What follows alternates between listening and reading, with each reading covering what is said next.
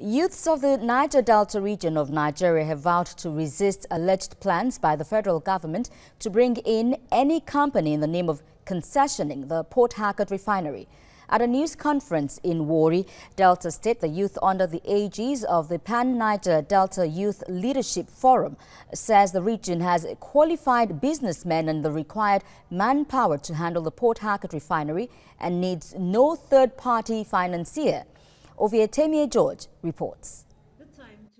On May the 5th, 2017, Nigeria's Petroleum Minister Ibe Kachiku was alleged to have told journalists attending the Offshore Technology Conference in Houston, Texas, that Nigeria's refineries would soon have new investors.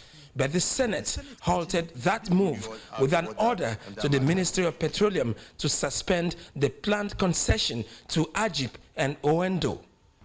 Youths of the Niger Delta are, however, not leaving anything to chance. We shall resist any attempt at bringing any company, Owendo and Ajib, inclusive, in the name of concessioning or as a third-party financier in the business of rebuilding the Port Harcourt Refinery without the inclusion of companies owned by persons from the Niger Delta region.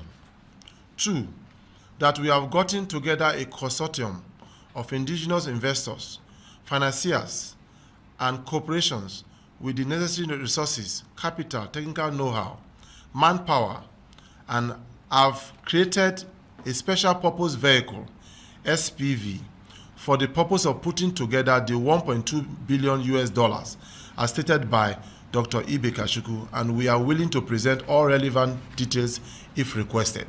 This refinery should be given to our people to finance and run. Some people in the North say they want to go to heaven. Some people in the East say they want a new country. The Niger Delta man had always stand his ground that our problem, we want to build a Nigerian state, and our problem has always been inclusion. It is an injustice before man and God to totally alienate our people from this business that even before we were born, our fathers have been crying for inclusion. The youths argue that the people of the region are eminently qualified to manage and run the refinery, having been recipients of years of environmental pollution. They are also willing to provide the $1.2 billion required for the concessioning. It must accommodate our people. Those who have bear the brunt of the operation of the refinery over the years must be considered. Those who have suffered environmental problems over the years must be considered. And of course, we must understand one thing. The land where the refineries are placed belongs to people.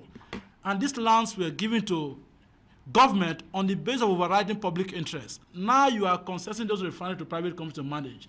Then the people must have full right and authority to negotiate the cost of those land for those refineries. We have people that have come together from our region. We can gather our people. We are businessmen who can also be part and parcel of bringing the funds 100% to manage the resources.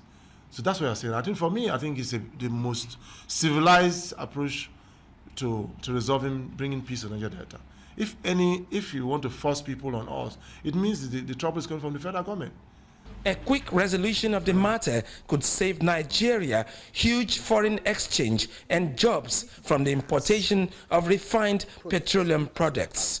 Ovietemi George, TVC News, Warri, Delta State.